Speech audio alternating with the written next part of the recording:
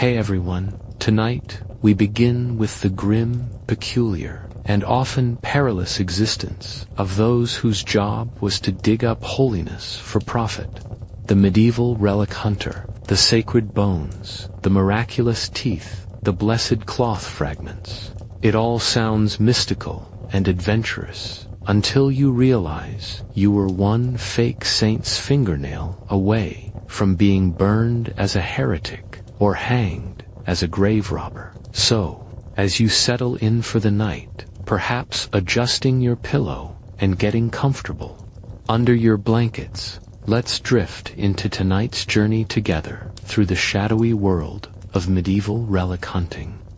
Close your eyes if you'd like. This story will carry you through the centuries as we explore this forgotten corner of history. Imagine, if you will, wanting to be a relic hunter. Well, nobody actually wanted to be a relic hunter. It wasn't something you trained for at the monastery or dreamed about as a child. It was something that happened to you, slowly and inevitably, like watching seasons change or feeling the weight of years settling on your shoulders. Most relic hunters didn't begin their lives seeking sacred bones. They were often desperate souls, failed merchants with empty purses, disgraced knights stripped of their honor, excommunicated priests wandering without purpose, or simple peasants slowly crushed by the endless weight of famine, war, and debt that ground down medieval lives like grain between millstones. When your family moved through each day with hollow cheeks, and the church offered 20 silver pieces for a single tooth of St. Peter, the moral boundaries that once seemed solid began to blur and shift like mist at dawn. Sometimes it began with pure chance, gentle and unassuming. Picture yourself digging a new well behind your modest cottage. The rhythmic scrape of shovel against earth marking the slow passage of afternoon hours. Then your tool strikes something hard, not stone, but the unmistakable hollow sound of old bone. The local priest arrives, his eyes wide with wonder, as he declares these ancient remains to be holy relics, blessed fragments of Saint Somebody's eternal rest. Word drifts through the village like smoke from evening fires, and soon other churches send quiet messengers, asking softly if perhaps you might find more such treasures. And just like that, as gently as autumn leaves settling to earth, your life as a tomb raider has begun. Other times, you were recruited. Wealthy monasteries and ambitious bishops needed someone willing to do the dirty work they couldn't be seen doing themselves. They'd approach you quietly, usually in a tavern, with promises of gold and protection. All you had to do was travel to distant lands, locate specific graves, and bring back the requested body parts. Simple, right? But here's the thing. You weren't just digging up corpses. You were stealing pieces of eternity itself. In medieval Europe, relics weren't just religious artifacts. They were supernatural batteries, sources of divine power that could heal the sick, protect cities from invasion, and guarantee salvation. Churches fought wars over authentic relics. Kings ransomed kingdoms for them, and you were the guy crawling through crypts at midnight, prying open stone sarcophagi, and sawing through centuries-old bones while praying the dead saints wouldn't strike you down for desecrating their eternal rest. From that first successful dig, your life was no longer your own. You became a broker between the living and the dead, trafficking in holiness while damning your own soul in the process. As a medieval relic hunter, you existed in a strange, liminal space, technically serving the church, while simultaneously violating everything it stood for. You were both blessed and cursed, wealthy and damned, traveling constantly, but never truly welcome anywhere. Your base of operations wasn't a home. It was whatever in monastery guesthouse or abandoned building you could secure for the night. Relic hunters were nomads by necessity. Stay in one place too long. And people started asking uncomfortable questions about your frequent cemetery visits and, suspiciously, specific knowledge of local burial sites. You carried your tools like a traveling craftsman, but your equipment told a darker story. Shovels and prying bars for opening graves, bone saws for precise extraction, cloth wrappings for preserving remains, wax seals for authentication, and always, a collection of small wooden boxes, each supposedly containing fragments of divine power. Sleep was fitful when it came at all. You worked primarily at night, when graveyards were empty and prying eyes were closed. But daytime brought its own challenges, traveling between towns, negotiating with church officials, and maintaining the elaborate fiction that your relics were authentic discoveries rather than carefully orchestrated thefts. Your appearance marked you as someone who lived on society's margins, constantly dirty from digging, worn down by travel, and carrying the unmistakable smell of old graves and preservation chemicals. People could identify a relic hunter from across a market square, and most crossed themselves when they saw you coming. The isolation was complete. Other criminals avoided you because you worked with the church. Church officials kept you at arm's length because you were obviously a criminal. Honest people feared you might be trafficking in cursed objects or demonic influences. You were useful to everyone and trusted by no one, and the guilt that was constant. Every night you violated sacred ground and desecrated human remains. Every day you sold lies wrapped in holy cloth to desperate believers seeking miracles. You were simultaneously serving God's church and defying God's commandments, a walking contradiction that slowly ate away at your soul. Here's the dirty secret of medieval relic hunting. Most of your business wasn't about finding authentic relics. It was about manufacturing them convincingly enough to fool bishops, abbots, and kings who desperately wanted to believe.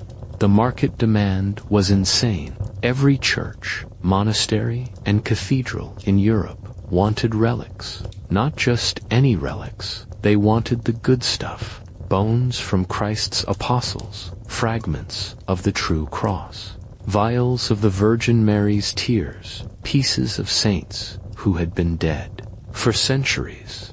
The problem: there weren't nearly enough authentic relics to meet demand, so you became an artist of deception. You learned which saints were popular in which regions, which relics would command the highest prices, and most importantly, how to create convincing forgeries that could pass even sophisticated inspection. The process was disturbingly methodical. You'd research your target saint, their life story, their martyrdom, what relics were already claimed by other churches. Then you'd source materials. Sometimes this meant genuine grave robbing, taking bones from recent corpses and aging them artificially. Other times, you'd use animal bones, carved wood, or cleverly treated cloth. Authentication was an elaborate theater. You'd create fake documentation letters from distant bishops, accounts of miraculous discoveries, testimonials from witnesses who mysteriously could never be located for verification. You learned to forge official seals, mimic various handwriting styles, and craft stories compelling enough to override skepticism. The aging process required genuine skill. Fresh bones had to be artificially weathered using acids, heat, and careful staining. Cloth had to be carefully distressed to look centuries old. Metal objects needed authentic-looking corrosion. You became a master forger, working in organic materials, creating false antiquity with tools and techniques that would make modern art forgers jealous. But the psychological manipulation was even more sophisticated. You learned to read your customers, understanding what they needed to believe, and feeding them exactly the right combination of mystery, evidence, and spiritual validation. A desperate abbot seeking a miracle would receive different treatment than a calculating king looking for political legitimacy. The irony was crushing. You spent your life creating fake miracles while secretly hoping for a real one that might save your damned soul. Medieval relic hunting wasn't just about digging up bones. It was about understanding the incredibly complex political landscape of competing churches, ambitious clerics, and rival religious orders. One wrong move could land you in the middle of ecclesiastical warfare that made secular politics look simple. Different churches claimed ownership of the same saints' remains, leading to bitter disputes that could drag on for decades. You had to know which bishops were allies, which monasteries were enemies, and which relics were already claimed by institutions powerful enough to have you excommunicated or executed for trafficking in their sacred property. The authentication politics were particularly treacherous.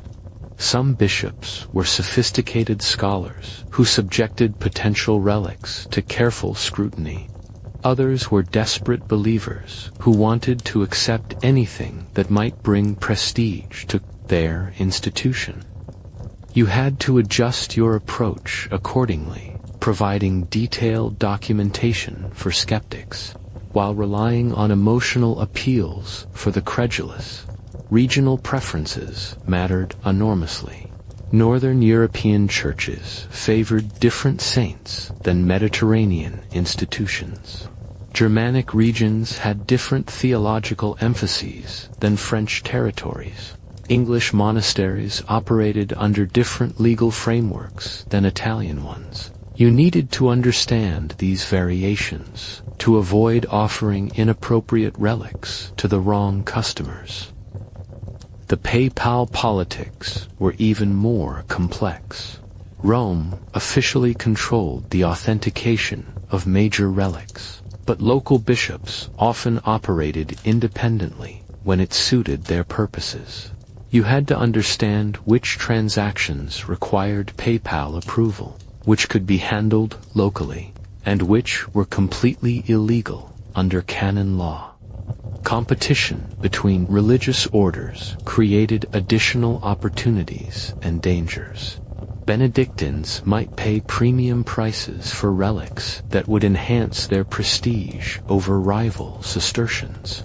Dominican friars might seek specific saints' remains to support their theological positions against Franciscan competitors. But backing the wrong side in these disputes could make you enemies of entire religious networks. Even successful transactions carried political risks. If your relic performed too many miracles, it might attract unwanted attention from church investigators. If it failed to deliver expected spiritual benefits, disappointed customers might accuse you of fraud or even demonic influence. You lived in constant fear of being caught between competing factions, each powerful enough to destroy you if they decided you were working for their enemies. Your equipment as a medieval relic hunter was a bizarre collection of grave-robbing tools, forgery supplies, and religious paraphernalia that would have made both criminals and priests uncomfortable. Every item in your kit served the dual purpose of desecrating the dead and creating convincing religious artifacts.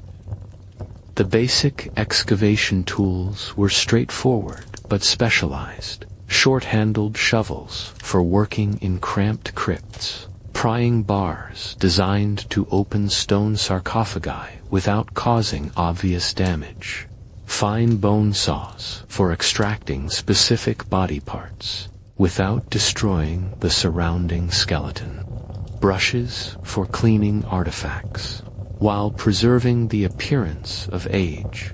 But the forgery equipment was where your real artistry showed. Multiple sets of seals, supposedly from different bishops and monasteries, carefully crafted to match authentic examples. Various inks and writing materials for creating false documentation.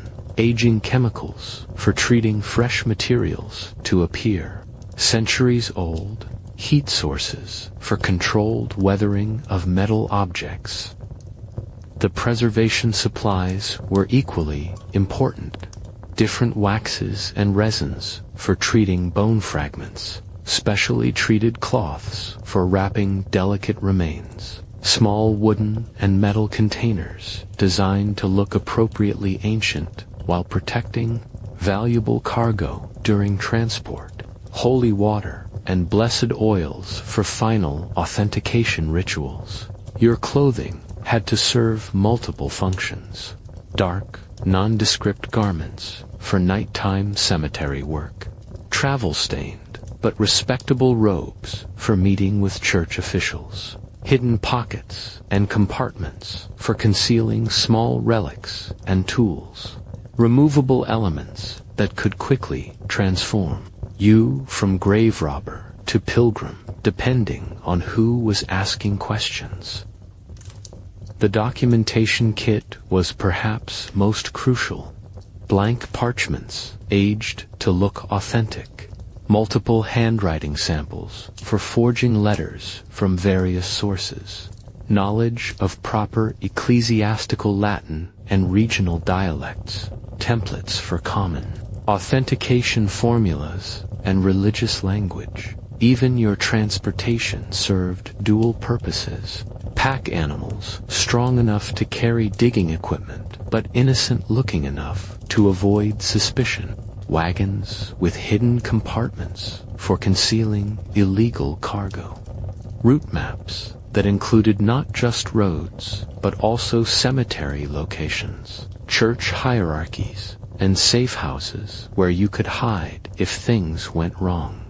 Every tool in your possession was evidence of crimes against both church and secular law, making you a walking target for authorities seeking easy arrests and valuable confessions.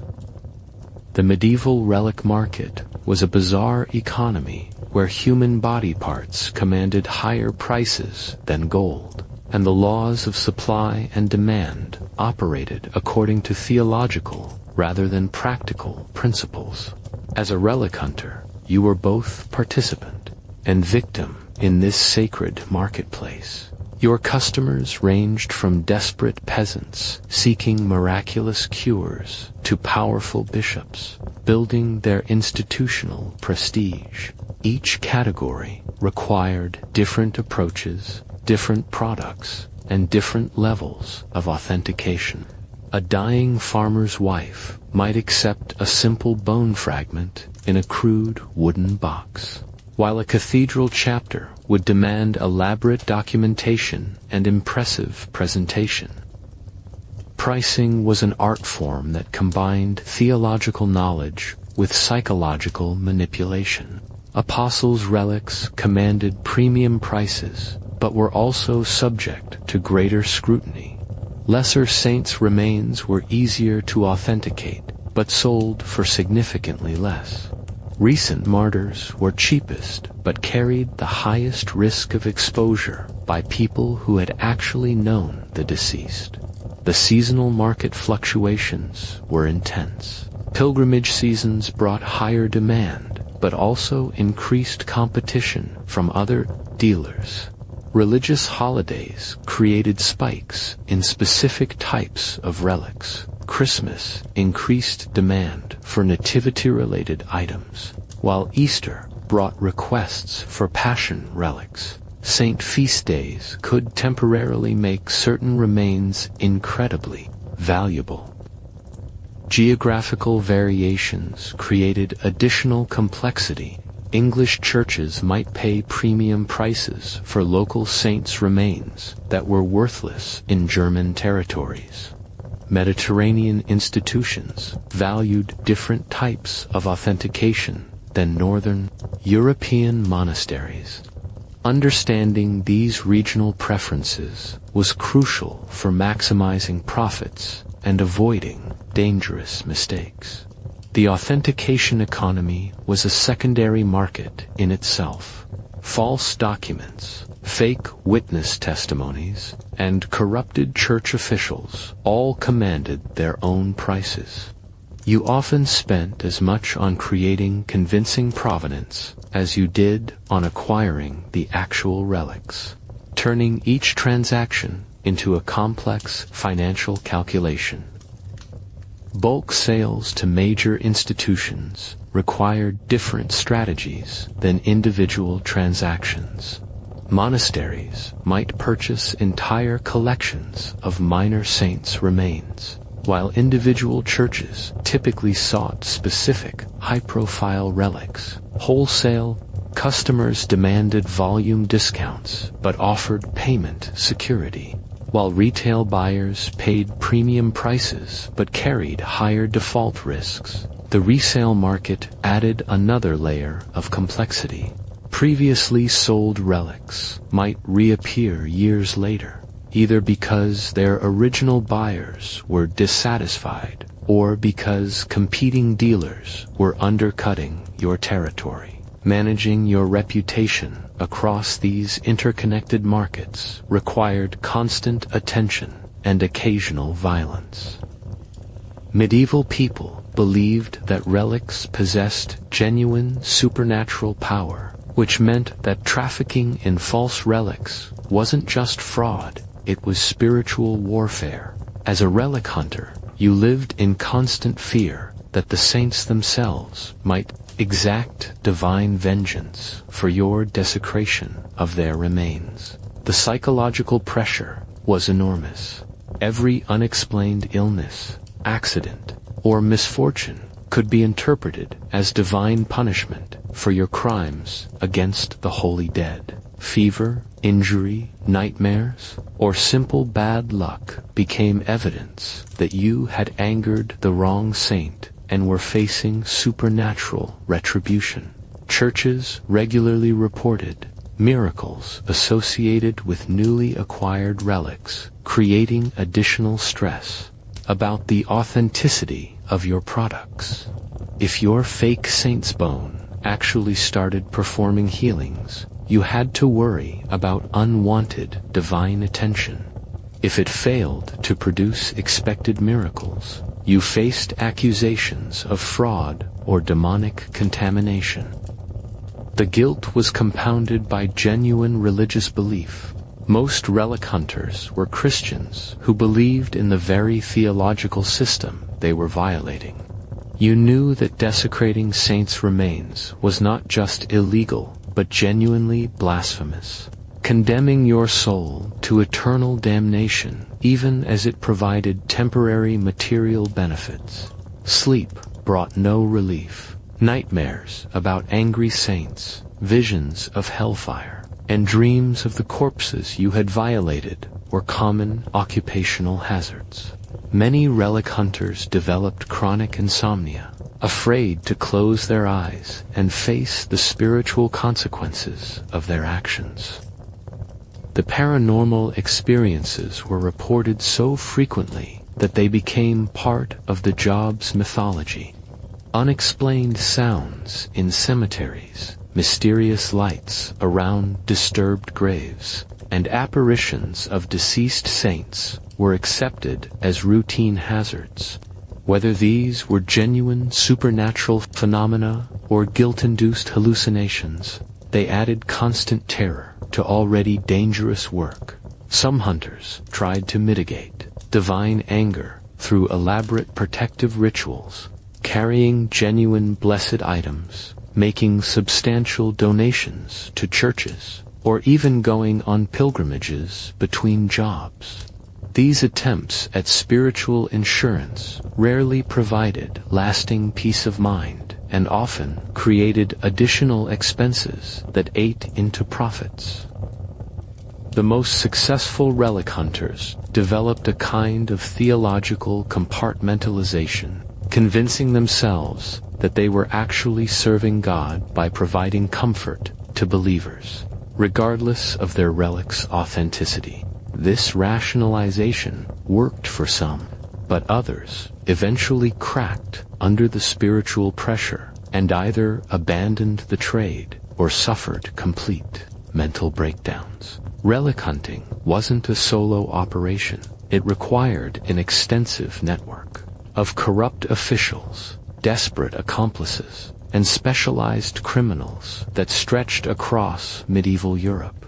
As a relic hunter, you were both dependent on and vulnerable to this shadowy economy of sacred crime. Your primary allies were corrupt church officials who could provide insider information about valuable burial sites, upcoming authentication opportunities, and dangerous investigations to avoid. These relationships required careful cultivation through bribes, shared profits, and mutual blackmail that kept everyone invested in maintaining secrecy. Gravediggers and cemetery workers were essential sources of fresh intelligence about recent burials, tomb locations, and security arrangements. These men typically worked for small payments, but demanded absolute discretion, knowing that exposure would cost them their jobs and possibly their lives. Professional forgers specialized in creating convincing documentation for your relics. These skilled craftsmen could produce papal bulls, episcopal letters, and witness testimonies that would fool even sophisticated church scholars. Their services were expensive, but essential for high-value transactions.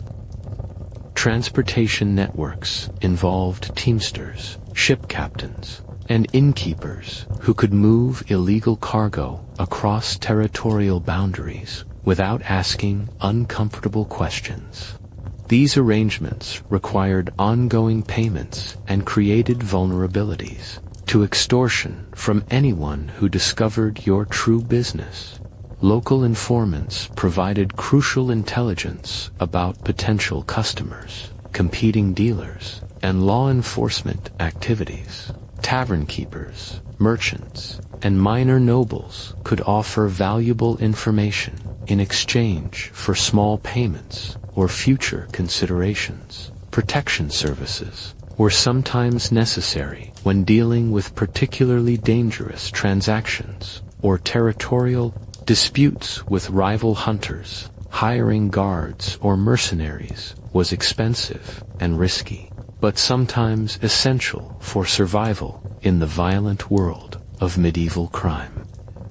The network's greatest strength was also its greatest weakness. The extensive web of relationships that made complex operations possible also created multiple points of potential betrayal.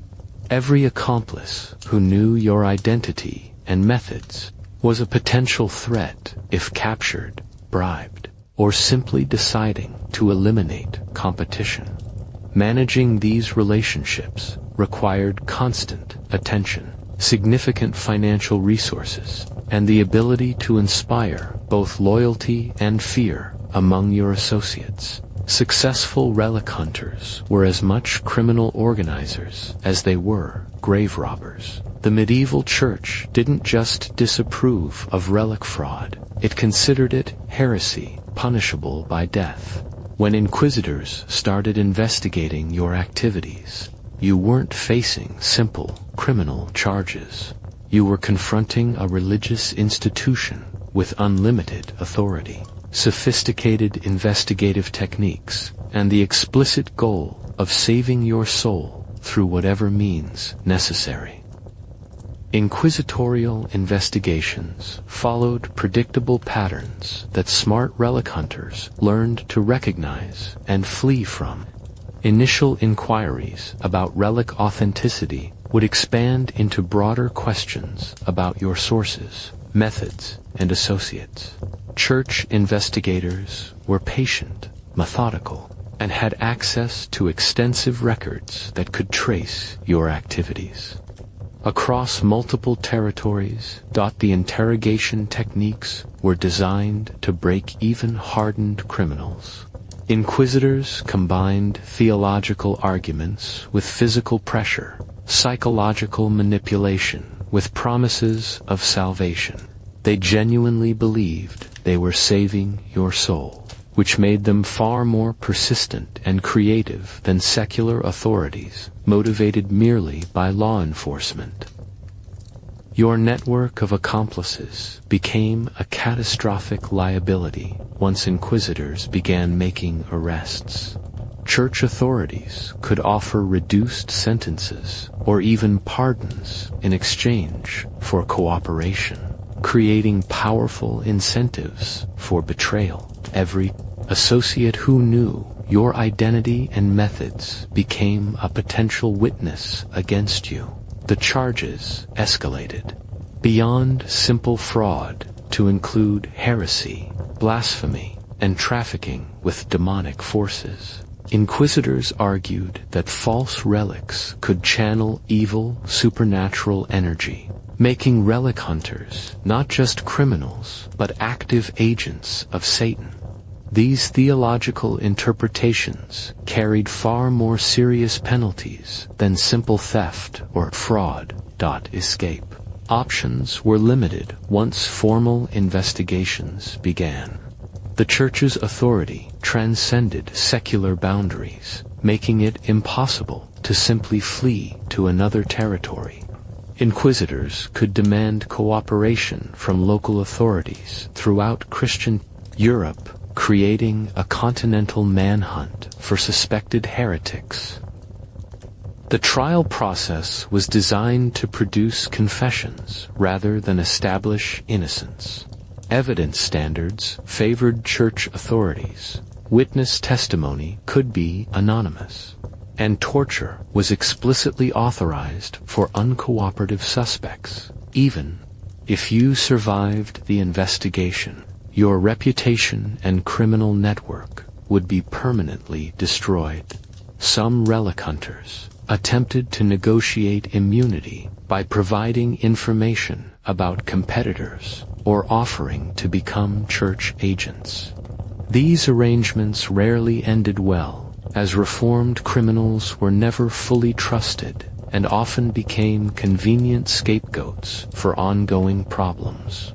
The financial reality of relic hunting was a cruel paradox. Enormous potential profits coupled with catastrophic business risks that could destroy everything overnight. Unlike other medieval trades, relic hunting offered no legitimate fallback position and no accumulated assets that couldn't be confiscated by authorities. Your overhead costs were substantial and ongoing. Equipment, transportation, bribes, authentication materials, and protection services required constant investment before any sales could occur. Unlike honest merchants who could gradually build inventory, relic hunters had to fund entire operations before seeing any return. The profit margins were enormous. When successful, a single authenticated apostle's bone could command enough money to support a family for years. But the success rate was abysmal. with most expeditions yielding nothing valuable, and many resulting in complete loss of investment plus legal troubles. Storage and inventory management created unique challenges. Unlike other valuable goods, relics required specialized preservation and security arrangements. You couldn't simply warehouse religious artifacts without risking exposure, theft by competitors, or deterioration that would destroy their market value. Market volatility was extreme and unpredictable. Political changes, religious reforms, or scandals involving fake relics could instantly destroy demand for your inventory. Theological disputes about specific saints could make their relics worthless overnight. Natural disasters or military conflicts could eliminate entire customer bases. The liquidity problems were severe. Relics were valuable but difficult to convert quickly into cash when emergency expenses arose. You couldn't simply sell religious artifacts to random buyers without arousing suspicion, making it difficult to raise funds for bribes, legal fees, or escape expenses when investigations began. Tax avoidance was complicated by the irregular nature of relic sales and the need to hide income sources from authorities. Unexplained wealth attracted unwanted attention, but legitimate business explanations were difficult to maintain for someone whose actual profession was grave robbing. Retirement planning was impossible. Unlike other trades that allowed craftsmen to train apprentices or accumulate assets for old age, relic hunting offered no long-term security. Age and physical decline made the dangerous aspects of the work increasingly difficult while providing no alternative income sources. Most relic hunters died poor despite handling enormous sums of money throughout their careers. Having spent everything on operational expenses, bribes, and failed schemes rather than building sustainable wealth, death for a relic hunter wasn't just the end of life. It was the ultimate test of everything you had believed and feared throughout your criminal career.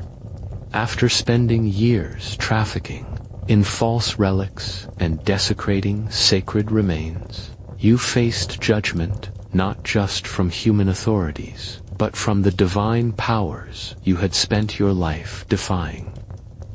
The deathbed often brought no peace. Many relic hunters died in terror, convinced that the saints they had violated would deny them salvation despite any last-minute repentance. Priests called to administer final rites sometimes refused to serve. Criminals whose sins were considered particularly heinous by church doctrine. Burial arrangements reflected your pariah status. Few legitimate cemeteries would accept known relic hunters, forcing families to seek burial in unconsecrated ground or potter's fields. The irony was crushing. Men who had spent their lives digging up sacred graves were denied sacred burial themselves. Wills and inheritance became complicated by the illegal nature of your accumulated wealth. Money earned through relic fraud could be confiscated by authorities, leaving families destitute despite years of dangerous criminal activity. Legitimate heirs sometimes rejected blood money tainted by association with blasphemous activities. The inventory disposal created final ethical dilemmas. Accumulated collections of fake relics couldn't be simply discarded without risking discovery by authorities.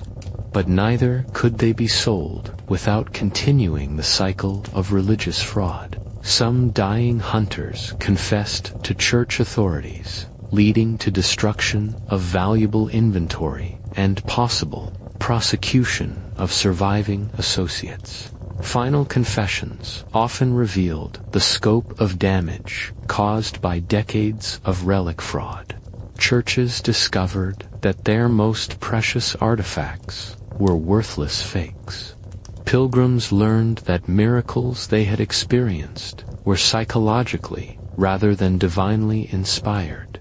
Religious communities saw their spiritual foundations undermined by revelations about their sacred treasures. Some hunters attempted deathbed conversions, offering to expose other criminals or reveal burial locations of authentic relics. These desperate bargains rarely achieved forgiveness and often endangered former associates who were then investigated.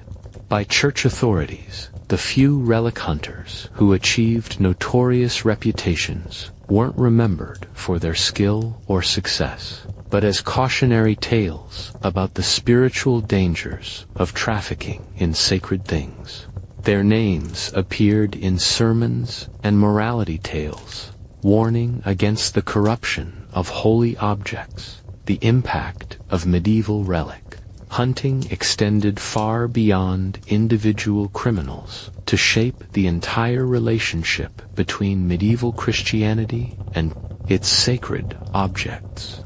The widespread fraud corrupted pilgrimage sites, undermined church authority, and created lasting skepticism about religious artifacts that persists to this day.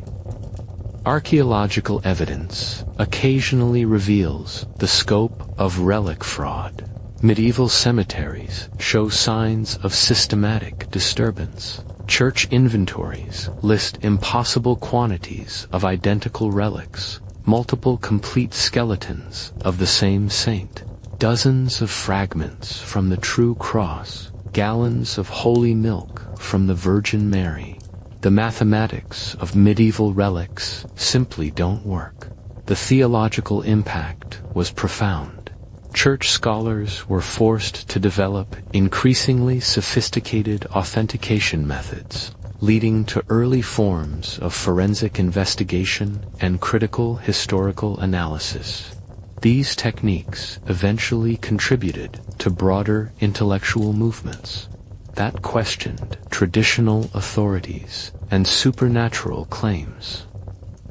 Artistic traditions were influenced by relic hunting's visual culture.